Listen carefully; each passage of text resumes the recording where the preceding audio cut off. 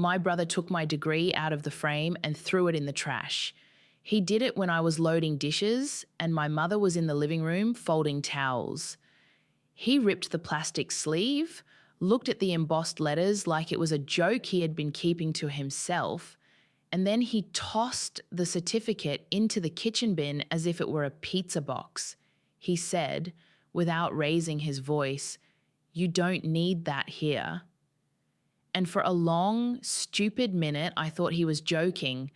Then he pushed the lid closed. That small, ordinary gesture felt like two things at once, an erasure and an appointment. The diploma had cost me everything for 10 years. Time, loans, nights alone, the push to believe that I had earned the right to something beyond the house where my parents lived.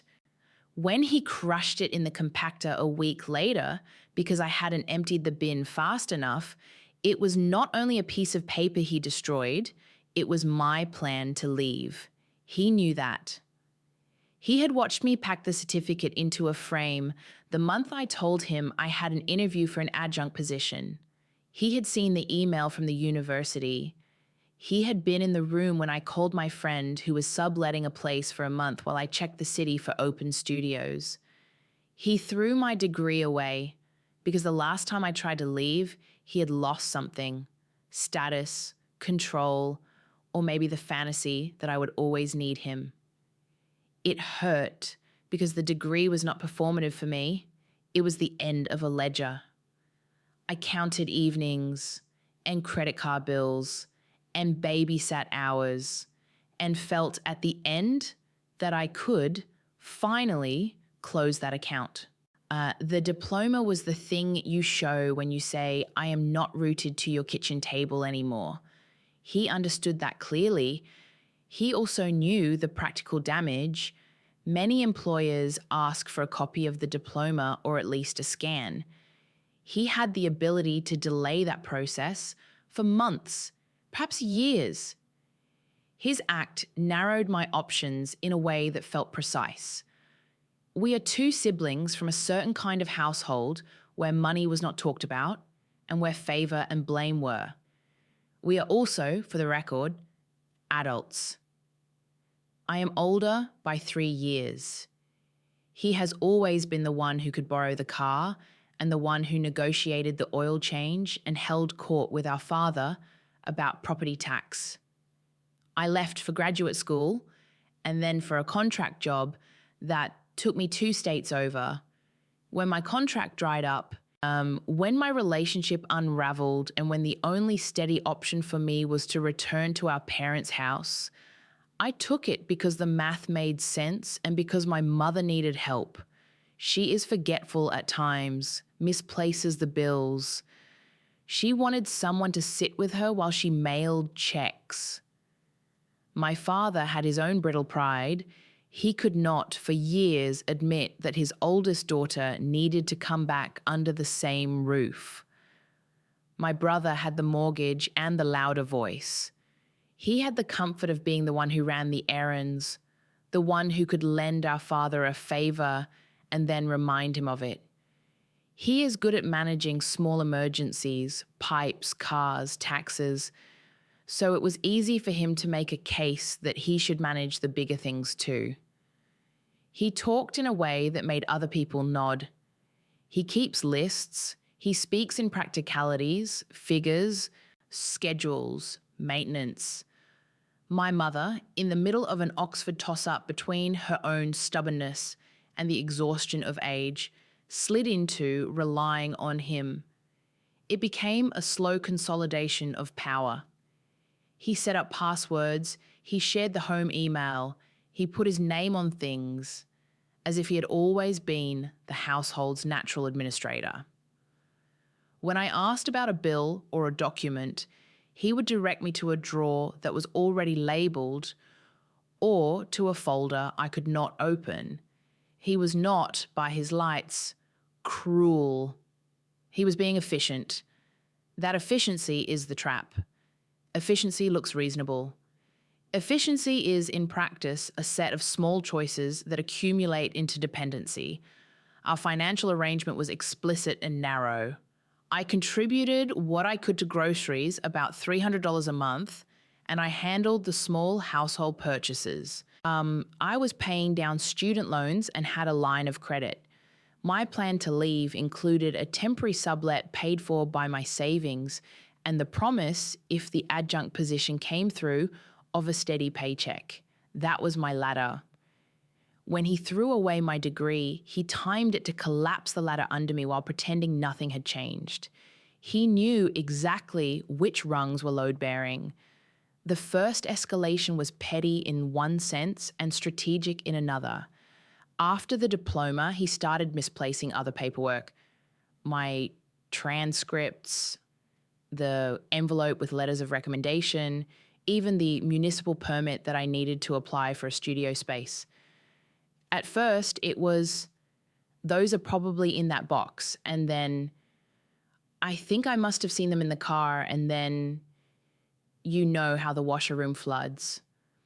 I went to my phone and called the registrar, and they could send verified transcripts, but it takes 6 to 8 business days, they said, and they wanted a secure form signed by me. My email had been rerouted through the step he'd set up. He controlled the updates. I told the registrar the mailing address, and they asked for confirmation via the account email. He had the password. I reacted the way you react when you realize you are being impeded.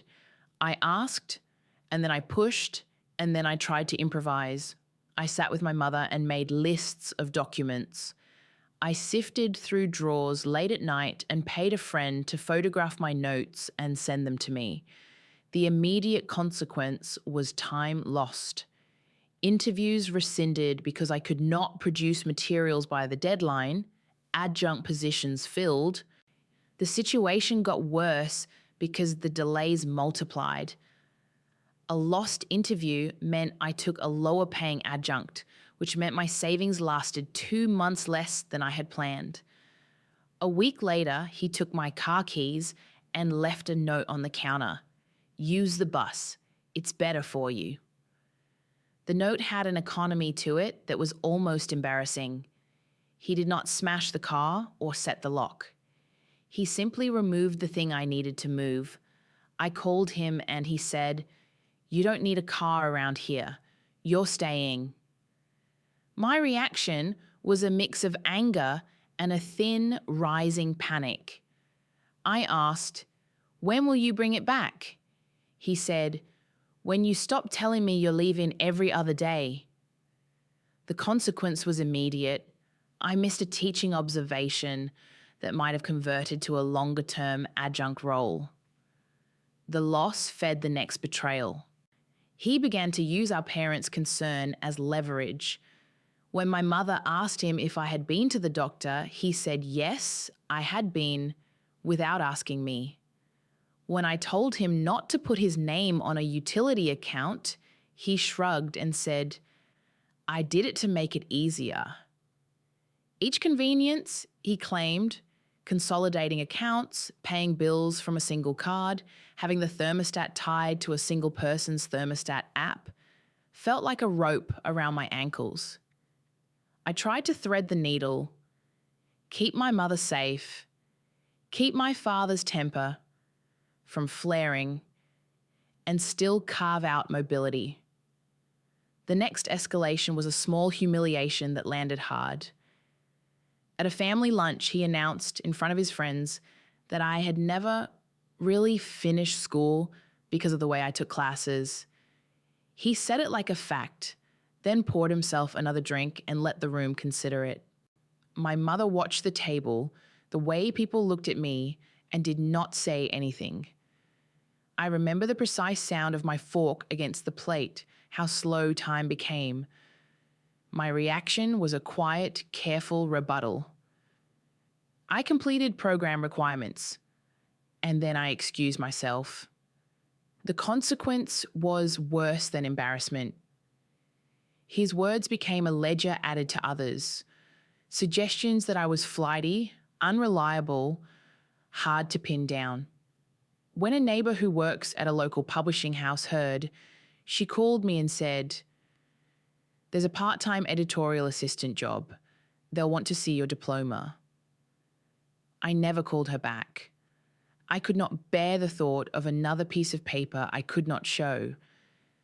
Pressure mounted differently when he started talking to our father about house assets. I listened to them at the kitchen table while I poured coffee. They discussed maintenance, the spare room, losing value in the market.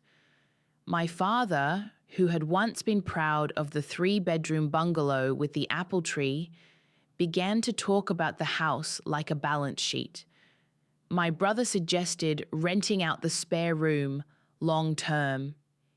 He suggested, more softly, that since I was home, I could manage some of that. It was a neat, reasonable way of making my life about servicing his plan. He started talking about the will sometimes, accidentally, as if the idea had always been mutual. "We should get our papers in order," he said. "Old age surprises you." My reaction was to be silent.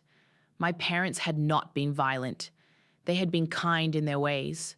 But kindness is also power if it depends on one person to interpret it. The consequence was that he began to sit in meetings with bank officers and with the insurance broker. My name was not on the email threads. I tried small acts of resistance. I mailed myself copies of documents, arranged for a friend to forward transcripts, and I began a spreadsheet of dates, times, and what was taken or delayed. It felt childish, the way you track the weather, but it saved me later. He escalated again by taking me to task as if I were incompetent in front of our parents' friends. He called me flighty when I asked about property taxes, and when I complained, he locked the office door and, with a measured patience, told me, "You're not running the house. You're here because you chose to be here. Don't make it harder." I clenched my jaw and said nothing. The pattern grew. He took small things, normalized them, then applied pressure in a way that left me with fewer options. He began to manage my mail. He intercepted a letter from the university, opened it, and told me it was junk. He put a temporary hold on my credit card for security and did not tell me the temporary PIN. When I called to complain, the customer service rep asked for information that had to be confirmed by an email on the household account. He had the password. I remember sitting in the kitchen at midnight with a glass of water and thinking about how much of my life could be held back by someone who knew which boxes to move. At one point, when things were tense and the house felt like a courtroom, I tried to make a claim. I went to an attorney for a consultation and asked quietly, "Can I get my documents back? Can I get access to the email? If he's using their money, can I stop him?" The attorney's face was a combination of sympathy and paperwork. "You can pursue it," she said, "but it takes time and money. Yeah, you'll need to prove a pattern." I left feeling like I had been asked to prove my own life. That was when the low point arrived, not with a shout or a storm, but with a quiet that thickened the air. He took power of attorney. It had been another efficiency move. An appointment in the bank where he said it would be easier if one person handled the accounts. My father, tired and distracted, signed forms. My mother, who had always deferred, scribbled her name because she thought the paperwork was about transferring the utility account. I was not in the room. When I discovered it, it was because the monthly statement came to an email address I could not access. I sat on the floor in my old bedroom, surrounded by boxes of books I had not yet unpacked, and read the PDFs the bank had exported for the family. The document was procedural, clean, how stamped. My signature was not there. My father's was, but the witness lines were scribbled with my brother's neat handwriting. The loss was not merely financial, it was legal and ceremonial. It felt like an eviction from the idea of my family having multiple caretakers. He could now authorize transactions, make healthcare decisions, sign for services. I knew men who had been called names and humiliated. I had been one of them in ways that were steady and small. But this felt like the end of a private covenant. I called him and I said, "You did this?" He said, "I did it to protect them." He meant it. He believed it. In the months that followed, he used the authority in small, accumulative ways that eroded my leverage. He paid contractors, changed locks citing repairs, and authorized a therapist consult for my mother, who protested but then deferred to him. My reaction to all of it was a thin tilt between rage and calculation. I could have screamed at the bank, filed a motion, threatened to press for guardianship hearings, but each of those options cost money and time. My parents were the vulnerable center. My father's jaw tightened at the idea of lawyers. He kept saying, "We don't want trouble." The worst single consequence came when he moved to sell the spare house property that had been in my name. There was an old cottage on the lot that my parents had used as an investment years ago. My name was on the deed because 2 decades earlier, my father had signed it over to me for tax reasons. I discovered an email one evening, the kind of thing I had not been able to see before, saying the buyer had made an offer. He had the signature required to accept the offer by virtue of his new power of attorney. The buyer was a developer who wanted to combine lots for a small apartment building. The money would clear, he told me, taken from their sale account and then wired to a trust he controlled. I sat in the car outside the bank, a terrible domestic interior of my anger. He called me and said, "I can make it painless. We'll make sure mom and dad are taken care of." I wanted to ask, painless for whom? He said, "You don't need to be involved. You've been wandering around with this diploma like it's the thing." He laughed. The thing he meant, the diploma, the plan to leave, was no longer there as leverage. The low point was the night my mother came to my room and cried. She had not cried in front of us in 10 years. Her hands trembled. She said, "I don't want to lose the garden." She did not say my daughter or my other child. When I saw it on her face that she felt she had to pick between us, I could feel how alone I stood. I told her as calmly as I could that I would find a way. The truth was, I did not know how. The turning point came from an accident, the kind that is not cinematic but tidy in its way. He left his laptop at the dining table 2 days after the sale offer went through. He had been called to a meeting by the bank and had stood up, fingers on the screen, and then left it. I hesitated, and then I slid into the seat. I was not proud of snooping. I would have preferred that truth arrive in a different form. But there it was, an open folder with scanned documents, an email draft to his friend at the brokerage, and a PDF stamped Draft Authorizations Transfer. Buried in the folder was a scanned copy of an older will. My father's handwriting, shaky but clear, that referenced the cottage in a line that read, "To my daughter, for reasons of long memory." The date on that page was older than the deed. Under that, in a different color ink, was a sentence in my brother's handwriting that said, "Power shifts agreed. Confirm." It was not a legal confession. It was a practical note, the kind of thing men make when they are consolidating power. But the document also contained something else, an email he had misaddressed, sent to himself and CC'd to a developer with the subject line, confirming transfer, no interference from next of kin. He had meant to send it only to the buyer. He had hit reply all and not noticed. I did not go to the police. I did not run to a judge. I printed the relevant files and I called a lawyer I had consulted before. I put my hand on that stack of paper and felt a new sort of steadiness. The leverage I had once missed was simple: documentation. The paperwork that proves intent, the emails that prove knowledge, the drafts that show planning. Those things can be used in the world of contracts and wills. The turning point was quiet. I called the lawyer and said, I want to change my will.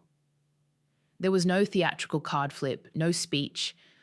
I had drafted a will 10 years ago when I was single and traveling, and in the old version, my brother had been the beneficiary of certain items: my car, the cottage in the family account, and a residual that all felt made for a birthday card. The old will had him in the middle.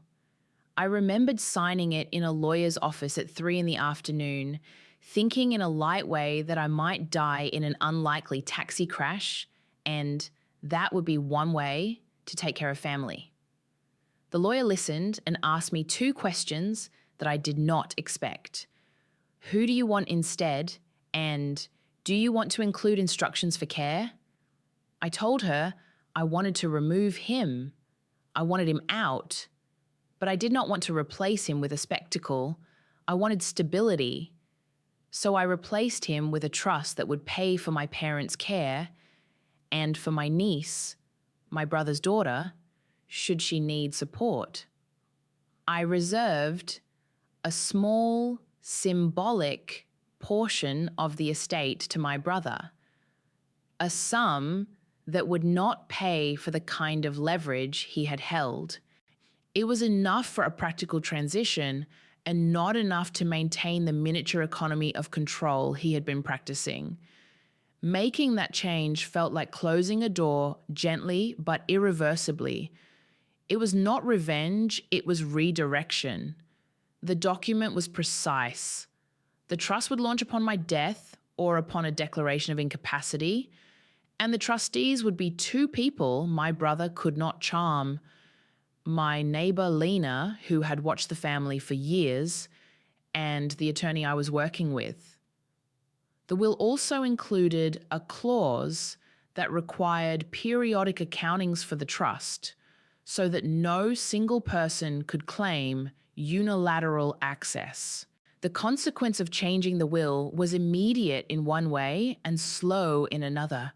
My brother raged, of course. He cornered me in the kitchen and shouted something about betrayal and playing games. I said quietly, I'm not playing games. I am protecting what matters. He told our parents that I had gone behind their backs. He packed a bag and said he was moving out for a while. He threatened to contest the will. The threats were loud and hollow. Contesting a will is expensive and uncertain. He could harass, but the lawyers I had lined up had the paper trail, the email misdirection, the scans, the draft. All of it could be used to demonstrate that there had been a pattern of deception. But the true consequence was less about courtrooms and more about trust. He lost something that had been, to him, an ongoing account. The sense that he would always be entitled to direct the flow of resources. He continued to come to the house for meals. He continued to repair the gutter and argue about the thermostat, but the tone changed. He could not, without consequence, sell the spare lot, because I had already moved to protect it through the structure of the trust. The buyer pulled out when they realized that multiple parties had an interest and the paperwork was messy. He was angry, but the deal's collapse was not attributed solely to his misdeeds.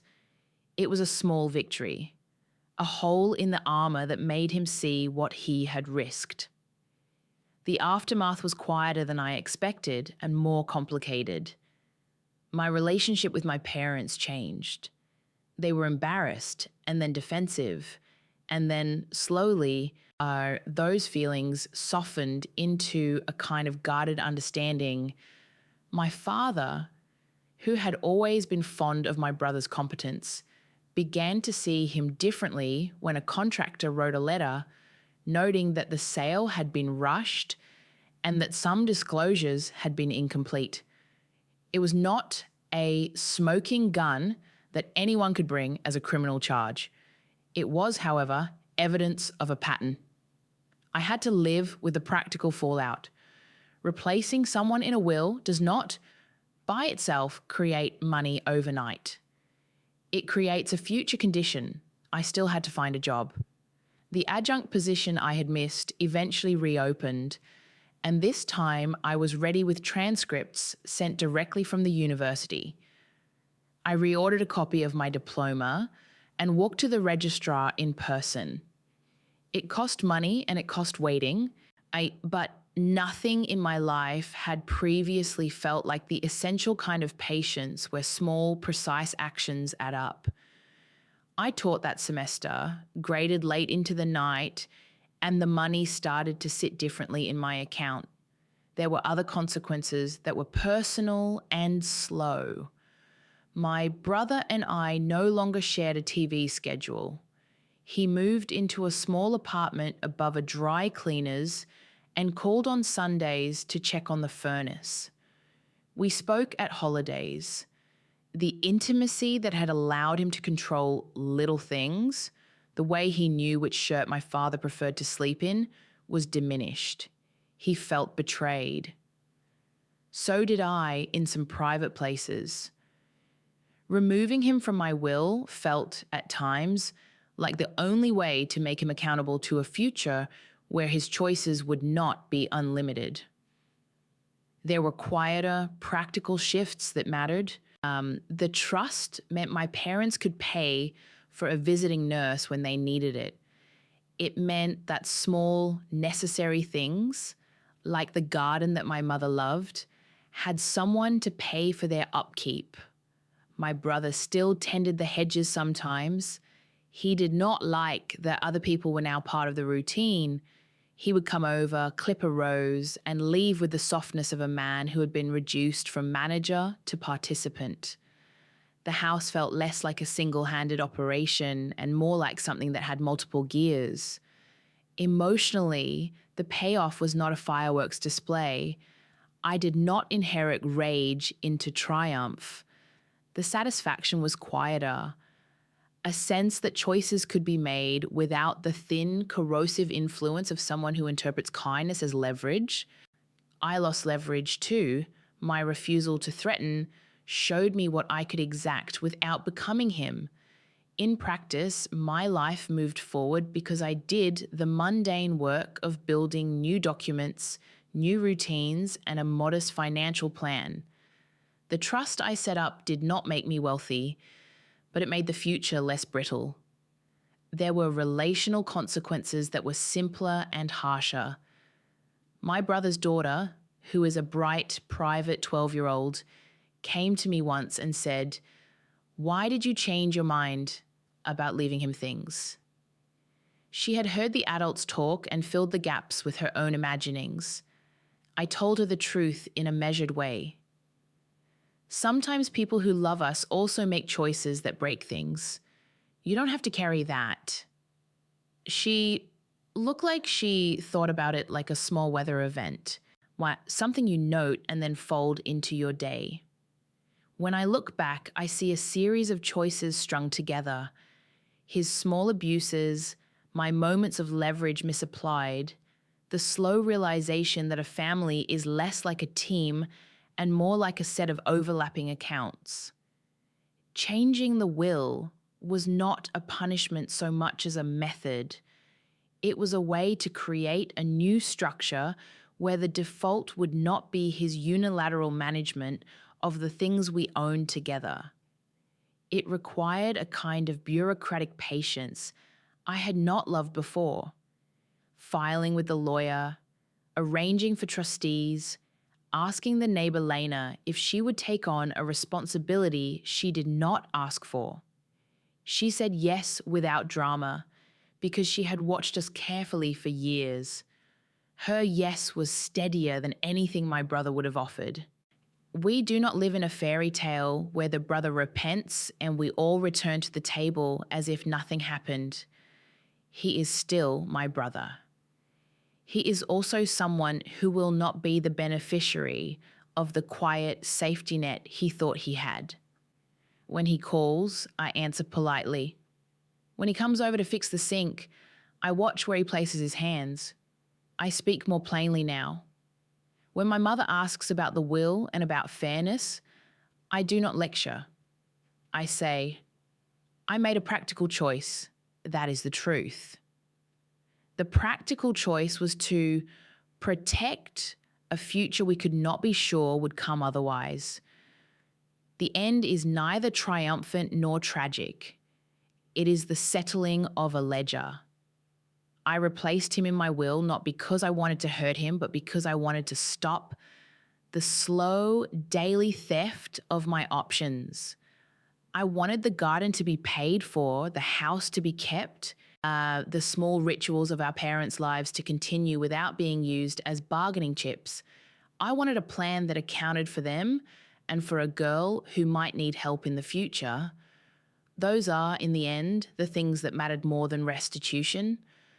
Sometimes I still think about the diploma, how it looked in the frame, the embossing, the time I spent memorizing the faculty's names. It is a small, private loss. I ordered a copy, and when it arrived, I framed it and hung it in a different room, away from the main table where my brother's friend might comment. It is smaller to him now. It is larger to me. If anything in this is a lesson, it is quiet. Documents matter. Whoever controls the paper, the email, the signature, edges into power. You can fight with anger, but the slow, boring process of documentation is what ultimately shifts things. That, and the willingness to create a future that does not depend on someone else's goodwill. If this story resonated, leave a like. If you want to hear more about how I handled the legal pieces or how I rebuilt the adjunct line on a tighter budget, subscribe, and I'll tell you in the next one. Did you ever have someone try to erase a part of your life? Tell me in the comments.